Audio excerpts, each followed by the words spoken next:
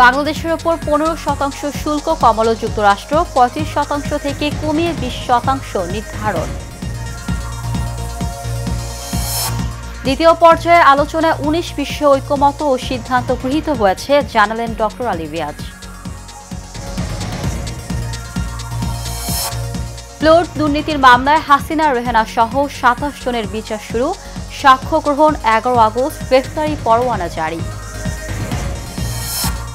এবং মিয়ানমারে জরুরি অবস্থা তুলে নিল জান্তা সরকার, আগামী ডিসেম্বরেই হবে নির্বাচন।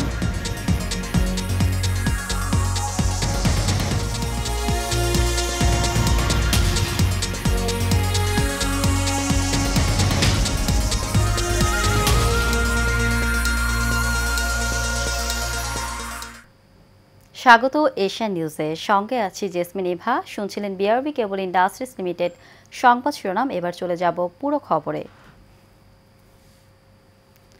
বাংলাদেশ থেকে আমদানি করা পণ্যের ওপর 15% কমিয়ে 20% শুল্ক নির্ধারণ করেছে মার্কিন যুক্তরাষ্ট্র। এ বিষয়ে ব্রিটিশ বার্তা সংস্থা রয়টার্স শুক্রবার এক প্রতিবেদনে জানায়, এই সিদ্ধান্ত হোয়াইট হাউসের এক ঘোষণায় প্রকাশিত হয়েছে। হোয়াইট হাউসের ঘোষণায় বাংলাদেশ সহ অন্যান্য দেশগুলোর ওপর শুল্কের পরিমাণও উল্লেখ করা হয়েছে। পাকিস্তানের ওপর 19%, আফগানিস্তানের ওপর 15%, ভারতের ওপর 25%, শ্রীলঙ্কার ওপর 20% সহ অন্যান্য দেশগুলোর শুল্কের পরিমাণ প্রকাশ করা হয়েছে। এছাড়া যুক্তরাষ্ট্রের আরোপিত 35% পাল্টা শুল্ক নিয়ে তৃতীয় দফায় আলোচনা শুরু হয় মঙ্গলবার। যুক্তরাষ্ট্রের বাণিজ্য প্রতিনিধি দপ্তরের সঙ্গে 3 দিন ব্যাপী আলোচনায় শেষ দিন ছিল বৃহস্পতিবার। ঐকমত্য কমিশনের সঙ্গে রাজনৈতিক দলগুলোর নেতারা 19টি বিষয়ে একমত হয়েছেন বলে জানিয়েছেন জাতীয় ঐকমত্য কমিশনের সহ সভাপতি অধ্যাপক ডক্টর আলী রিয়াজ। বৃহস্পতিবার শেষ দিনের আলোচনা শেষে তিনি সাংবাদিকদের এসব তথ্য জানান। ডক্টর আলী রিয়াজ বলেন, এই নিয়ে 23 দিন ধরে রাজনৈতিক দলগুলোর সঙ্গে একত্রিত হয়ে আলোচনা করা হয়েছে। এর আগে প্রাথমিক পর্যায়ে আমরা 30টির বেশি রাজনৈতিক দলের সঙ্গে প্রায় 2 মাস ধরে দলগত ও জোটগতভাবে আলোচনা করা হয়েছে। সেখানে কমিশনের পক্ষ থেকে দেয়া 166টি সুপারিশের ব্যাপারে আলাপ আলোচনা হয়। এই প্রক্রিয়ায় যেসব বিষয়ে রাজনৈতিক দলগুলোর মধ্যে পূর্বেই ঐকমত্য প্রতিষ্ঠিত হয়েছিল সেগুলো বাদ দিয়ে কমিশনের পক্ষ থেকে 19টি মৌলিক সংস্কারের বিষয় চিহ্নিত করা হয়। আলী রিয়াজ আর বলেন, এই 19টি বিষয়ে বেশিরভাগ ক্ষেত্রেই ঐকমত্য প্রতিষ্ঠা সম্ভব হয়েছে, যদিও কিছু কিছু ক্ষেত্রে নোট অফ ডিসেন্ট রয়েছে।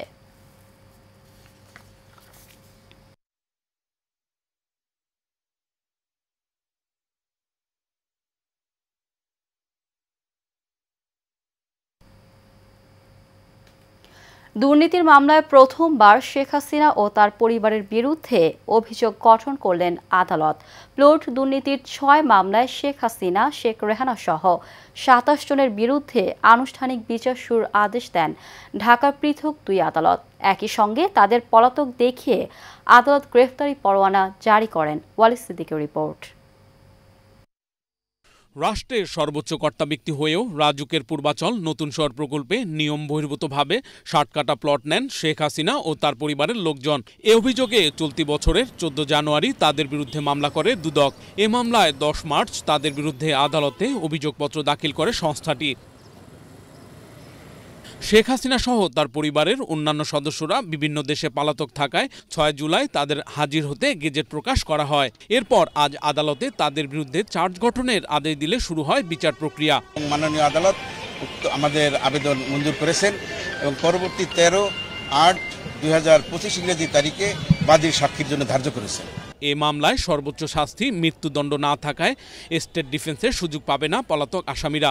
এ কারণে তাদের পক্ষে আদালতে কোনো আইনজীবী উপস্থিত ছিলেন না।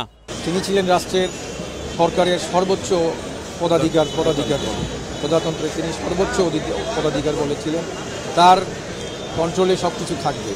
তিনি সেইখানে নিয়ম বহির্ভূতভাবে এগুলো অর্জন করেছেন, সেই জন্যে মামলাটি দায়ের করা হয় এবং মামলায় প্রচুর ডকুমেন্ট চলে আসে আলামত হিসেবে।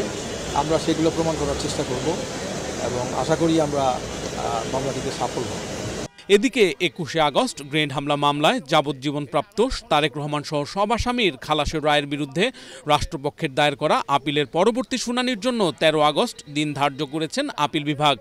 অল দি কনফেশনাল স্টেটমেন্ট, অর্থাৎ এই মামলায় যার যতটা স্বীকারোক্তি আছে, কনফেশনাল স্টেটমেন্ট আছে, সবাইকে আপনার রিমান্ডে নিয়ে এবং torture, physical torture, mental torture এগুলো করার পরে 5 দিন, 7 দিন, 10 দিন, 420 দিনও আছে মুফতি হান্নান সাহেবের টোটাল রিমান্ড পিরিয়ড। তারপরে এনে এই স্বীকারোক্তিগুলি করা হয়েছে এবং এই স্বীকারোক্তিগুলি রেকর্ড করার পরে অন দি আর্লিয়েস্ট অপরচুনিটি আবার তারা এটা রিট্রাক্ট করেছে। Walid Siddiqui, Asian television, Dhaka. ভাতের হোটেলের আড়ালে গোয়েন্দা পুলিশ প্রধান হারুনের নির্যাতনের স্টিম রোলার ব্যর্থ হওয়ার দিন আজ।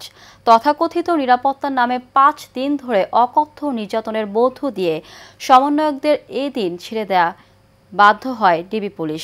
সাজানো স্ক্রিপ্টের নাটকীয়তা ছাপিয়ে টানা 36 ঘন্টার প্রতিবাদী অনশন দ্বিগুণ শক্তি হয়ে ছড়িয়ে পড়ে গোটা দেশে। সার্জিস, হাসনাত ও নাহিদের বলিষ্ঠ নেতৃত্ব আরও কয়েক ধাপ এগিয়ে নেয় কোটি মানুষের অবিচল আস্থায়। বাতেন বিপ্লবের রিপোর্টে দেখুন বিস্তারিত।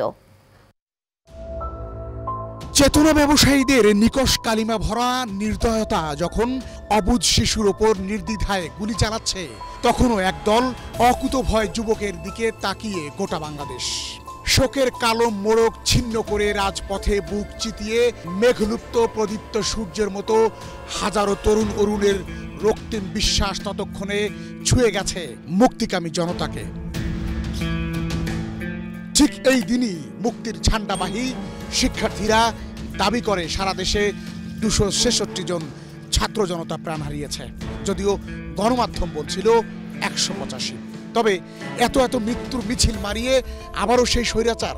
না, শিক্ষার্থীদের আন্দোলনে গ্রেফতার একজনকেও মুক্ত না করে ঘরে ফিরবে না সার্জিস, হাসনাত এবং নাহিদরা।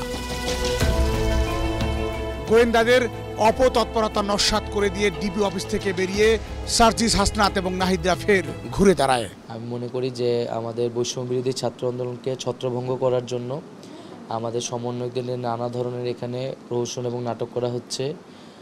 এখানে আমাকে গুম করা হয়েছিল, অন্যদেরকে নিয়ে মিডিয়ায় নানা ধরনের বিভ্রাট তৈরি করা হচ্ছে। আমাদের ওই 8টি দাবির পক্ষে গিয়ে যদি ওই যৌক্তিক এবং বাস্তবসম্মত যে স্টেপগুলো সেগুলো না নেওয়া হয়, আমাদের দাবিগুলো যদি মেনে না নেওয়া হয়, দৃশ্যমান এবং কঠোর যদি পদক্ষেপ না নেওয়া হয়, তাহলে আমরা কোনোদিনও এভাবে আমাদের সকলের জীবনকে শঙ্কায় রেখে আমাদের আন্দোলন ছেড়ে ভীরুর মতো কখনো চলে যেতে পারি না। কেঁপে ওঠে অত্যাচারীর মসনদ। এবার ডু অর ডাই ম্যাচে চলে যায় হাসিনা সরকার। শিক্ষার্থীদের সন্ত্রাসী আখ্যা দিয়ে গুলির নির্দেশ ঠেকাতে অসহায় হয়ে পড়েন দেশের সর্বোচ্চ আদালতের আইনজীবীরা। আদালতের কাছে এই 2 দিন ধরে আমরা যে শুনানি চালিয়েছি, সেখানে সরকারের পক্ষ থেকে আমরা এখন পর্যন্ত কোনো যুক্তি বা কোনো আইনের কোনো উদাহরণই পাইনি যে কোন আইনের ভিত্তিতে তারা ওনাদেরকে এতদিন ধরে ধরে রেখেছে। তাজা গুলি চালাতে পারবে কিনা, কোন পরিস্থিতিতে পারবে, সেটার ব্যাপারেও ক্ল্যারিফিকেশন প্রয়োজন আছে। তো অবশ্যই এই মামলা যখন হবে তখন চলবে। বিভিন্ন জায়গায় মোবাইল চেক করা হচ্ছে, যার কোনো অধিকার আইন শৃঙ্খলা রক্ষাকারী বাহিনীর নেই। এইগুলো অবিলম্বে বন্ধ করতে হবে। এমন অসহায়ত্বে জর্জরিত তখন গোটা দেশ। তবুও শেখ হাসিনার রক্তচক্ষুকে উপেক্ষা করে ঘরে ঘরে পৌঁছে গেছে আন্দোলনের উত্তাপ। বাতেন বিপ্লব, এশিয়ান টেলিভিশন, ঢাকা। আবারও সারা বাংলা। ঢাকা মহানগর উত্তর বিএনপির আহ্বায়ক আমিনুল হক বলেছেন, বিএনপি জনগণের জন্য আন্দোলন সংগ্রাম করছে, ক্ষমতায় যাওয়ার লোভে নয়। গতকাল রাজধানীর তুরাগ নদীতে জাতীয়তাবাদী মৎস্যজীবী দল ঢাকা মহানগর উত্তরের উদ্যোগে এবং দারুস সালাম থানা মৎস্যজীবী দলের আয়োজনে জাতীয় মৎস্য পক্ষ উপলক্ষে উন্মুক্ত জলাশয়ে মাছের পোনা অবমুক্তকরণ অনুষ্ঠানে এই কথা বলেন তিনি। অনুষ্ঠানে প্রধান বক্তা ছিলেন জাতীয়তাবাদী মৎস্যজীবী দলের সাবেক সদস্য সচিব আব্দুর রহিম। সভাপতিত্ব করেন মৎস্যজীবী দলের ঢাকা মহানগর উত্তরের আহ্বায়ক আমির হোসেন আমির। সঞ্চালনায় ছিলেন সদস্য সচিব মোহাম্মদ বাকি বিল্লাহ।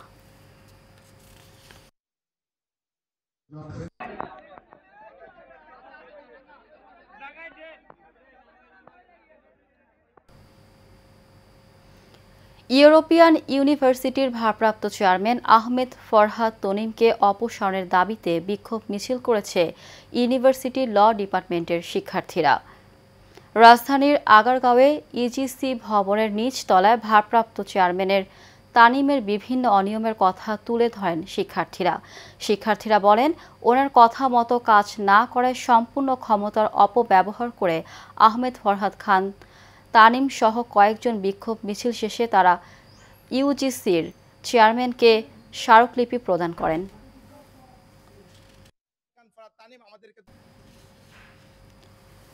মেজর সিনহা হত্যার আসামি ভূমিদস্যু চাঁদাবাজ ওসি প্রদীপ ও তার বোন রত্নাবালা প্রজাপতি কর্তৃক মিথ্যা মামলা ও বসতভিটা থেকে উচ্ছেদের পায়তারার প্রতিবাদে চট্টগ্রাম মেট্রোপলিটন সাংবাদিক ইউনিয়নের মিলনায়তনে সংবাদ সম্মেলন করেন ভুক্তভোগী মোহাম্মদ মহিউদ্দিন চৌধুরী। এ সময় লিখিত বক্তব্য পাঠ করেন মহিউদ্দিন চৌধুরীর সন্তান মোহাম্মদ তৈয়বুল ইসলাম। তিনি বলেন, মেজর সিনহা হত্যার আসামি ওসি প্রদীপ কারাগারে থাকলেও তার সহযোগীরা এবং তার বোন রত্নাবালা প্রজাপতি এখনও বিভিন্ন মানুষের কাছে চাঁদা দাবি করে আসছে। তারা মামলা হামলার ভয় দেখিয়ে চাঁদা দাবি করে আসছে। সংবাদ সম্মেলনে এই ঘটনার সুষ্ঠু তদন্ত ও দোষীদের বিচারের আওতায় আনার দাবি জানান তিনি। চট্টগ্রামের হাটহাজারী উপজেলার বাইতুস শরফ দাখিল মাদ্রাসার প্রতিষ্ঠাকে বাদ দিয়ে কমিটি গঠন ও প্রতিষ্ঠানের নিয়ন্ত্রণ নেয়ার চেষ্টার অভিযোগ উঠেছে মাদ্রাসাটির সাবেক সভাপতি শাহ আলম চৌধুরী ও বর্তমান সুপার মাওলানা ফরিদুল আলমের বিরুদ্ধে। ভুক্তভোগী মাদ্রাসার প্রতিষ্ঠাতা ও সাবেক সুপার মোহাম্মদ ইব্রাহিমের এই বিষয়ে বাংলাদেশ মাদ্রাসা শিক্ষা বোর্ড বরাবর লিখিত অভিযোগ করেন। দীর্ঘদিন প্রতিষ্ঠানটিকে নিজস্ব স্বার্থে ব্যবহার করার চেষ্টা করছে একটি প্রভাবশালী মহল। 2015 সালে ভোটার তালিকায় কৌশলে ইব্রাহিমের নাম বাদ দিয়ে শাহ আলম চৌধুরী ও মোহাম্মদ রাশেদুলকে প্রতিষ্ঠাতা হিসেবে অন্তর্ভুক্ত করা হয় জালিয়াতির মাধ্যমে। এ বিষয়ে জানতে চাইলে মাদ্রাসা সুপার মাওলানা ফরিদুল আলমকে পাওয়া যায়নি। এদিকে উপজেলা মাধ্যমিক শিক্ষা কর্মকর্তা সেলিম রেজা বলেন, প্রয়োজনীয় কাগজপত্র যাচাই বাছাই করে দ্রুত তদন্ত প্রতিবেদন জমা দেওয়া হবে। ওনার বাবার সহযোগিতা, কিন্তু আজকে ওনার নাম নিশান এখানে নেই। আমাদের এখানে ইব্রাহিমের একজন চাচা ছিল, ও চাচার কাছে একটা জমি ছিল, যে এটা পুরান মাদ্রাসা আছে, মাসে 50 টাকা খাজানা পুরো জায়গাটা নিয়ে আমরা একটা মাদ্রাসা করছি এখানে। আমার বাড়ির কাছে তো এই জন্য আমি সরাসরি ওখানে আমি না বললাই বেটার। খবর নেন মাদ্রাসাটায় কি বলতাম, এটা বলা যায় অনিয়মে ভরপুর। আমি যদি জানি মাদ্রাসার যা ইনকাম আছে বেগম তারা আত্মসাৎ করে। ফরিদুল আলম। শেষ করব এশিয়া নিউজ। তার আগে বিআরবি কেবল ইন্ডাস্ট্রিজ লিমিটেড সংবাদ শিরোনামগুলো জানিয়ে দিব আরও একবার।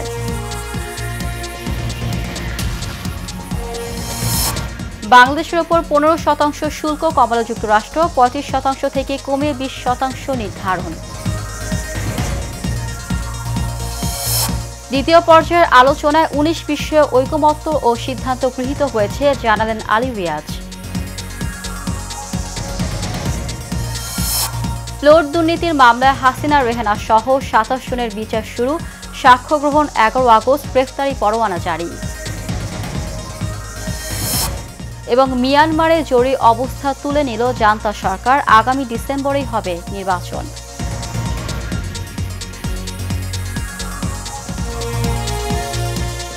এশিয়া নিউজ এ পর্যন্তই। আমাদের পরবর্তী সংবাদ দেখার আমন্ত্রণ জানিয়ে বিদায় নিচ্ছি। ধন্যবাদ সবাইকে।